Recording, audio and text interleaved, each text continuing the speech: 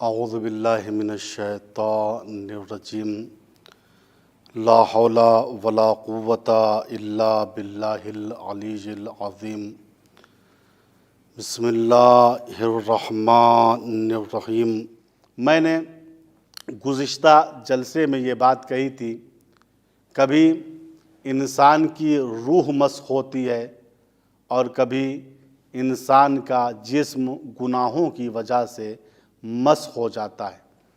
انسان اپنے سے کمتر مخلوق کی شکل میں بدل جاتا ہے۔ انسان ہے اور ابھی اس نے گناہ کیا، ایسا گناہ جو غضب الہی کا سبب بنا۔ اللہ نے اس کو مسخ کر دیا، بندر بنا دیا، اس کو مسخ کرنے کے بعد بھالو بنا دیا۔ یہاں ایک مسئلہ فقہی ہے، اگر کوئی مرد مسخ ہو جائے اپنے گناہوں کی وجہ سے تو اس کی عورت کون سا عدہ رکھے گی؟ عدہ وفات رکھے گی یا عدہ طلاق رکھے گی؟ دیکھیے، شریعت اسلامی کے لحاظ سے قرآن کا حکم ہے، اگر کوئی شخص اپنی زوجہ کو طلاق دے دے تو زوجہ کو تقریباً 3 مہینے، جس کو قرآن کی اصطلاح میں قر کہتے ہیں، 3 طہارتیں، اپنے آپ کو شادی سے بچانا ہوگا، یعنی وہ دوسری شادی نہیں کر سکتی۔ چنانچہ سورہ بقرہ کی آیت نمبر 228 میں ارشاد ہو رہا ہے، وَالْمُطَلَّقَاتُ يَتَرَبَّصْنَ بِأَنفُسِهِنَّ ثَلَاثَةَ قُرُوء۔ وہ عورتیں جن کو طلاق دے دی گئی ہے وہ اپنی حفاظت کریں گی، دوسری شادی نہیں کریں گی۔ کب تک؟ 3 طہارتوں تک، یعنی تقریباً 3 مہینے۔ لیکن وہ عورتیں جن کے شوہر اس دنیا سے چلے جاتے ہیں، ان کے بارے میں قرآن کا حکم یہ ہے کہ وہ 4 مہینے 10 دن عدہ وفات رکھیں گی۔ چنانچہ قرآن کہتا ہے، یتربصن بانفسہن 4 اشہر و عشرہ۔ وہ عورتیں جن کے شوہر فوت ہو جاتے ہیں، مر جاتے ہیں، وہ 4 مہینے اور 10 دن عدہ رکھیں گی۔ تو عدہ طلاق 3 قر ہے اور عدہ وفات 4 مہینہ 10 دن ہے۔ لیکن اگر کسی عورت کا شوہر مسخ ہو جائے تو اس کا عدہ کیا ہوگا؟ ظاہر شریعت میں اس کا حکم بیان نہیں ہوا۔ ظاہری اعتبار سے اس کا حکم نہ قرآن میں ہے، نہ حدیث میں ہے، نہ اس کے اوپر کوئی اجماع علماء ہے، نہ حکم عقل ہے۔ یہ مسئلہ ایسا ہے جو ایک اجتہادی مسئلہ ہے اور اس کا جواب دینا مزاج شریعت کو سمجھتے ہوئے سب کے بس کی بات نہیں ہے۔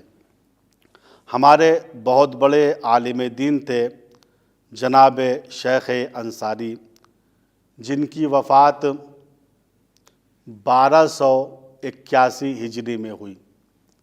بہت بڑے عالم دین تھے، بہت بڑے مجتہد تھے، اور علم کے ساتھ ان کا تقوی بھی آفاقی منزل پر تھا۔ تقوی کے معنی یہ ہے کہ انسان حکم خدا کی اطاعت کرے اور اپنی حقیقت کو سمجھتا رہے۔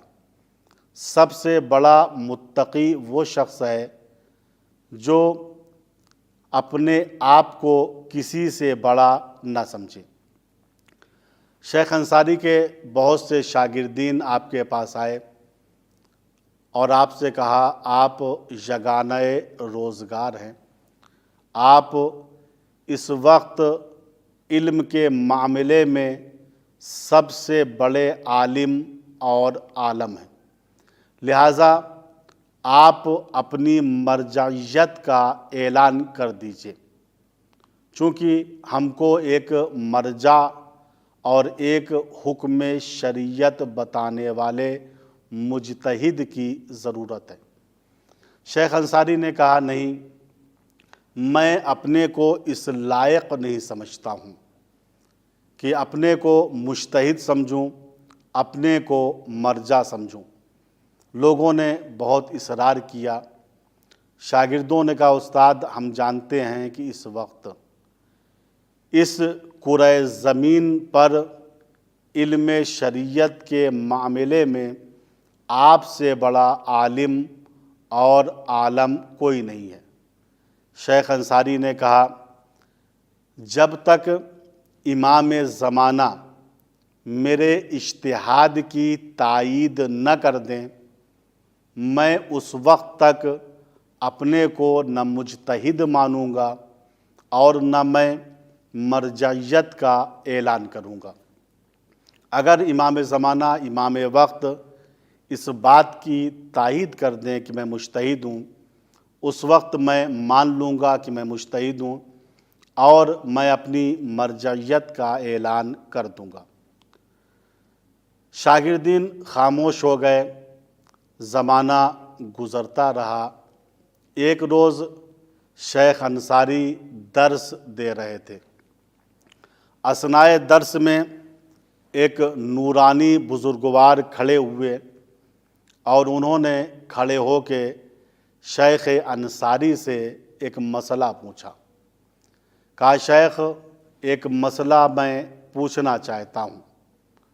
شیخ انصاری نے درس کو روک دیا، کہا عرب بتا تیرا مسئلہ کیا ہے؟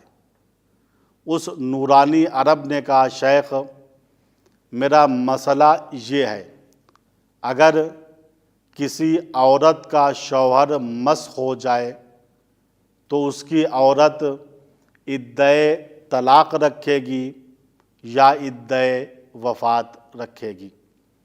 شیخ نے جیسے ہی یہ سوال سنا سر کو جھکا لیا اور آپ ادلہ اجتہادی میں غور کرنے لگے کہ شاید کوئی حکم مل جائے۔ دیکھیے ایک مجتہد اپنے مسئلے کو دو قسم کی دلیلوں کی طرف رجوع دیتا ہے۔ ایک دلیل ہے دلیل اجتہادی اور دوسری دلیل ہے دلیل فقاہتی۔ دلیل اجتہادی یہ چار دلیلیں ہیں: قرآن، سنت و حدیث، اجماع اور حکم عقل۔ اور جب ان چاروں دلیل میں مسئلے کا حل نہیں ملتا ہے تو مجتہد دلیل فقاہتی کی طرف مراجعہ کرتا ہے۔ دلیل فقاہتی بھی تین ہیں، بعض علماء نے چار بھی لکھا ہے، لیکن اہم تین دلیلیں ہیں: براءت، استصحاب اور احتیاط۔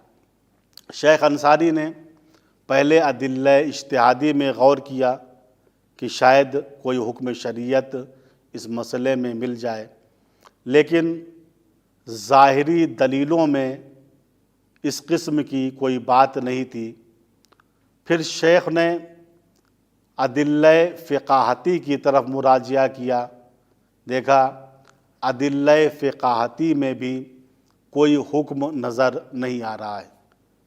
دیکھیے ہر دلیل کا ایک ظاہر ہوتا ہے، ایک باطن ہوتا ہے۔ قرآن کریم کے بارے میں امیر المومنین حضرت علی علیہ السلام ارشاد فرماتے ہیں کہ قرآن دو طریقے سے ہے، ایک ظاہری طریقے سے ہماری نظروں کے سامنے ہے اور ایک باطنی طریقے سے ہے۔ ظاہرہ انیق، قرآن کا ظاہر لبھا لینے والا ہے، لیکن وہ باطنہ عمیق، قرآن کا باطن بہت گہرا ہے جس کو سمجھنا سب کے بس کی بات نہیں ہے۔ شیخ انصاری نے جب ظاہر ادلہ میں دیکھا کہ ظاہری اعتبار سے نہ اس کا حکم دلیل اجتہادی میں ہے اور نہ اس کا حکم دلیل فقاہتی میں ہے، تو آپ نے دلیلوں کے باطن میں مراجعہ فرمایا اور مزاج شریعت کو مد نظر رکھتے ہوئے آپ نے سر کو اٹھایا اور اس عرب شخص سے پوچھا جس نے یہ سوال کیا تھا، شیخ یہ بتاؤ اگر کسی عورت کا شوہر مسخ ہو جائے تو عورت عدۂ طلاق رکھے گی یا عدۂ وفات رکھے گی؟ شیخ انصاری نے نورانی عرب سے کہا، اے نورانی عرب تو یہ بتا عورت کا شوہر کس شکل میں مسخ ہوا ہے؟ حیوان کی شکل میں مسخ ہوا ہے یا جماد و پتھر کی شکل میں مسخ ہوا ہے؟ اس نورانی عرب نے کہا، شیخ دونوں صورتیں بیان کرو۔ اگر عورت کا شوہر حیوان اور جانور کی شکل میں مسخ ہو جائے تو عورت کون سا عدہ رکھے گی؟ اور اسی طریقے سے اگر کسی عورت کا شوہر جماد و پتھر کی شکل میں مسخ ہو جائے تو اس صورت میں عورت کون سا عدہ رکھے گی؟ شیخ انصاری نے کہا، میں یہ سمجھتا ہوں مزاج شریعت کو سمجھتے ہوئے اگر عورت کا شوہر حیوان اور جانور کی شکل میں مسخ ہوا ہے تو یہ عورت عدۂ طلاق رکھے گی، یعنی تقریباً 3 مہینے عدے سے رہے گی۔ اور اگر عورت کا شوہر مسخ ہو کر جماد بن گیا ہے، پتھر بن گیا ہے، تو عورت عدۂ وفات رکھے گی، یعنی 4 مہینہ 10 دن عدے سے رہے گی۔ اس جواب کے بعد اس نورانی بزرگ نے کہا، شیخ میں گواہی دیتا ہوں انتا مجتہد انتا مجتہد انتا مجتہد، تم مجتہد ہو، تم مجتہد ہو، تم مجتہد ہو۔ یہ کہنے کے بعد وہ نورانی بزرگ غائب ہو گئے۔ یہاں سے عزیزو لوگوں نے سمجھ لیا کہ یہ مجتہد کا لقب دینے والے اور شیخ انصاری کے اجتہاد کی تصدیق کرنے والے یہ کوئی اور بزرگ نہیں بلکہ ہمارے اور آپ کے امام زمانہ تھے۔ جب امام زمانہ نے شیخ انصاری کے اجتہاد کی تائید کی تب آپ نے مرجعیت کے عہدے کو سنبھالا ہے۔